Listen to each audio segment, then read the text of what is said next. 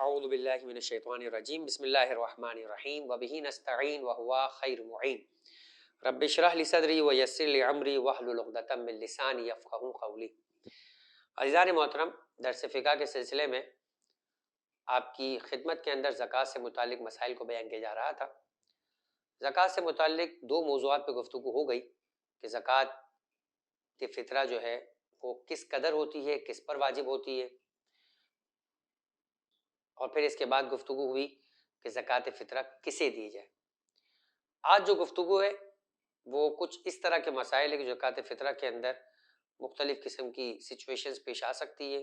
ان دو موضوعات سے خاص طور پہ اس کا ربط نہیں ہے، لیکن کچھ ہو سکتا ہے کہ چیزیں اس اعتبار سے بھی بیان کی جائے۔ کچھ چیدہ مسائل ہے جس کا عنوان ہے زکوٰۃ فطرہ کے متفرق مسائل۔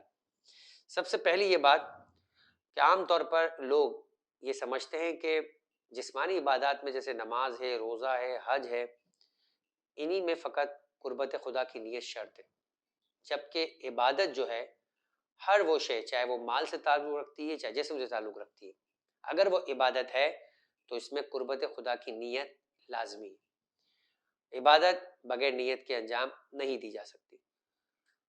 اور زکوٰۃ فطرہ جو کہ ایک مالی واجب ہے، مالی عبادت ہے، صدقہ مالی عبادت ہے، مستحب ہے، زکوٰۃ واجب ہے، فطرہ بھی زکوٰۃ فطرہ کے عنوان کے اندر آتا ہے، یعنی زکوٰۃ واجب کے اندر آتا ہے، تو آپ نے نیت کے ساتھ اسے ادا کرنا ہے۔ قربت خدا کی نیت سے آپ اس مال کو مستحق تک پہنچائیں گے۔ اگر آپ نے صرف مال دے دیا تو وہ خیرات بن جائے گا، وہ زکوٰۃ نہیں بنے گا۔ اسی طرح سے خمس کے اندر بھی ہے کہ آپ نے باقاعدہ نیت کر کے خدا کی بارگاہ میں سے ادا کرنا ہے۔ اچھا، باقاعدہ نیت کا مطلب نماز میں بھی سکھایا جاتا ہے، روزے میں بھی بتایا جاتا ہے، غسل اور وضو کے مسائل میں بھی بیان کیا جاتا ہے کہ یہ نہیں ہے کہ آپ باقاعدہ کہ میں زکوٰۃ فطرہ رمضان 1444 ہجری کا نکالتا ہوں قربتاً الی اللہ، نہیں، یہ جو آپ کا نکالنا ہے یہ پروردگار عالم کی قربت اور اس کی خوشنودگی کے لیے ہونا چاہیے۔ بس یہ جو آپ کا عمل اور ارادہ ہے، یہی جو ہے وہ قربت خدا کی نیت سے نکالنے کی نیت کہلائے گی۔ تو ضروری ہے کہ مسئلہ نمبر 1982، ضروری ہے کہ انسان فطرہ قربت کے قصد سے، یعنی اللہ تعالیٰ کی خوشنودگی کے لیے دے، اور دیتے وقت فطرے کی باقاعدہ نیت کرے۔ 1983 اسی سے متعلق اگلا مسئلہ جو میں نے آپ سے کہا کچھ اور متفرق مسائل آ سکتے ہیں۔ ایک مسئلہ لوگوں سے ڈسکس بھی کیا جاتا ہے اور لوگ کہتے بھی ہیں کہ اگر ہم ماہ رمضان سے پہلے فطرہ دے دے تو رمضان میں غریب آدمی کو کام آئے گا، یا درمیان رمضان میں کہہ دے کہ ضرورت مند آدمی ہے، اس کے بچوں کے لیے استعمال ہو جائے گا، اچھی رقم دینا چاہتا ہے، وہ چاہتا ہے کہ رمضان میں اس کے پاس راشن آ جائے، تو کیا وہ رمضان سے پہلے یا ماہ رمضان المبارک کے درمیان میں فطرہ دے سکتا ہے؟ تو ماہ رمضان سے پہلے تو قطعاً فطرہ نہیں دے سکتا۔ البتہ ماہ رمضان میں بھی آغا سستانی فرماتے ہیں کہ بہتر ہے کہ ماہ رمضان میں بھی فطرہ نہ دے۔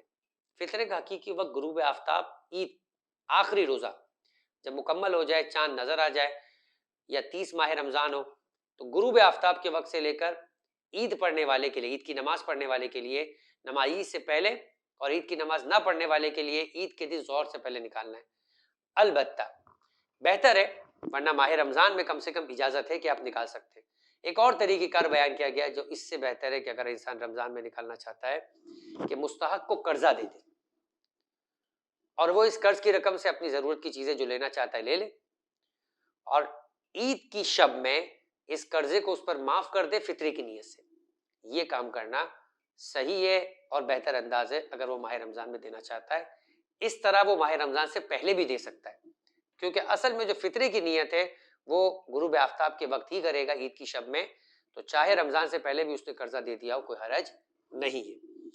1983 اگر کوئی شخص رمضان سے پہلے فطرہ دے دے تو یہ صحیح نہیں، یعنی اگر دے بھی دیا ہے تو یہ پھر واجب ادا نہیں ہوا ہے، اسے دوبارہ دینا ہوگا، اور بہتر یہ کہ رمضان میں بھی نہ دے۔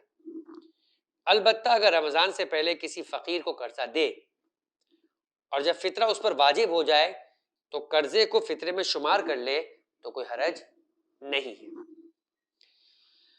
اس کے بعد 1984 اگلا مسئلہ کہ جو چیز فطرے میں دی جاتی ہے اس میں خیال رکھے کہ یہ پروردگار کی بارگاہ میں دے رہا ہے، تو لن تنالوا البر حتی تنفقوا مما تحبون، خدا کی بارگاہ میں وہ چیز دے جو بہترین ہو۔ جیسے خود بھی پسند کرتا ہو کہ آپ کو اگر کوئی چیز یہ دی جائے تو کیا آپ اس چیز کو استعمال کریں گے یا نہیں کریں گے؟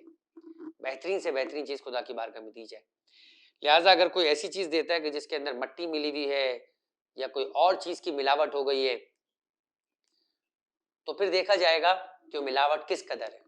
اگر اتنی کم ہے کہ جس کے ساتھ اس چیز کے استعمال میں کوئی تکلیف نہیں آ رہی ہے, اسے الگ کرنے میں کوئی پریشانی نہیں ہے تو اوکے.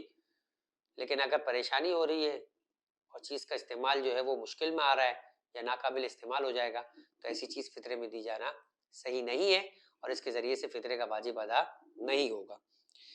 1984 کہ گیہوں یا کوئی دوسری چیز جو فطرے کے طور پر دی جائے ضروری ہے کہ اس میں کوئی اور جنس یا مٹی نہ ملی ہوئی ہو. اگر اس میں کوئی ایسی چیز ملی ہوئی ہو اور خالص مال ایک سا تک پہنچ جاتا ہے, مثلا ایک سا 3 کلو ہے, اس نے 4 کلو دے دیا کہ آدھا کلو کے حد تک اگر مٹی بھی ملی ہوئی ہے تو کوئی بات نہیں, میری جو چیز ہے جنس ایکچوئل وہ تو جو ہے وہ پوری ہے.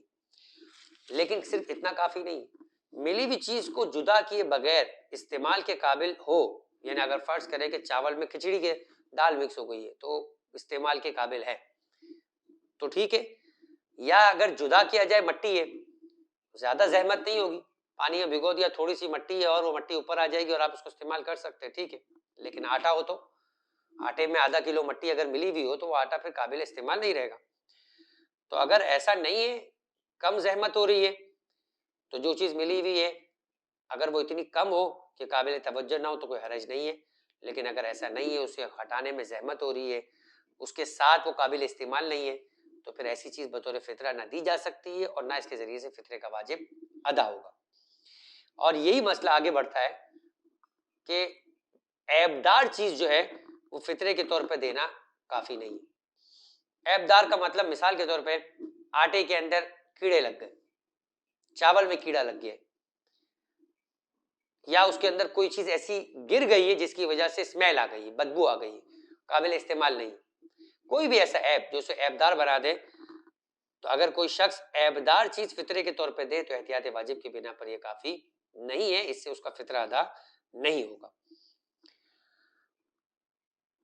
اس کے بعد کا اگلا مسئلہ یہ ہے کہ جس شخص کو کئی اشخاص کا فطرہ دینا ہو تو کیا ضروری ہے کہ وہ ایک ہی شخص کو سارا کا سارا فطرہ دے دے یا ایک ہی جنس سے سارے کا سارا فطرہ دے؟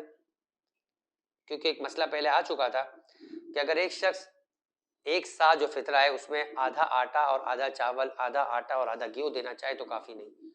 لیکن میں اپنے گھر کے 5 افراد کا فطرہ دے رہا ہوں, ایک سا آٹے سے دیتا ہوں, ایک سا چاول سے دیتا ہوں, ایک سا جو سے دیتا ہوں, ایک سا مثال کے طور پہ کوئی اور چیز جو میرے علاقے میں کھائی جاتی ہے, فرض کرے کہ کوئی دال وغیرہ, اس سے دیتا ہوں.